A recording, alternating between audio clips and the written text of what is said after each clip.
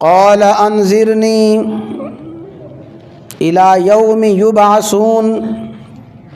اس بات کو بڑی توجہ کے ساتھ سن لیں۔ جب ابلیس راندہ درگاہ ہوا، قال کہنے لگا انذرنی، یا اللہ مجھے مہلت دے دے، مجھے مہلت دے دے، الی یوم یبعثون، قیامت کی صبح تک مجھے مہلت دے دے، میری پکڑ نہ کرنا، میں جو کچھ کروں یا اللہ باز پرس نہ کرنا، میں جو بھی تیرے حکموں کے خلاف چلوں یا اللہ میری گرفت نہ کرنا، انذرنی الی یوم یبعثون، قیامت تک مجھے مہلت دینا، میری پکڑ نہ کرنا۔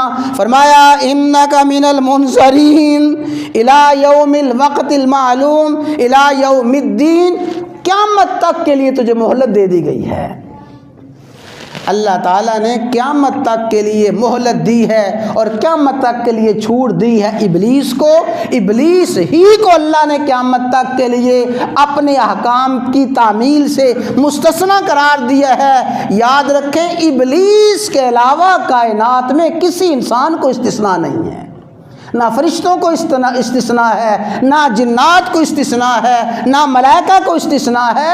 اگر کسی نے استثناء مانگا، ابلیس نے مانگا، اور اللہ نے قیامت تک کے لیے ابلیس ہی کو استثناء دیا ہے، اسی کو مستثنیٰ قرار دیا ہے، ورنہ سارے کے سارے فرشتے ہوں، انسان ہوں، جنات ہوں، سب کے سب حکم الہیہ کی تعمیل کے پابند ہیں، اللہ کے حکم کے سامنے جھکنے کے پابند ہیں، اور اگر اس میں سستی کریں گے، کوتاہی کریں گے، انکار کریں گے، اللہ تبارک و تعالی مواخذہ فرمائیں گے۔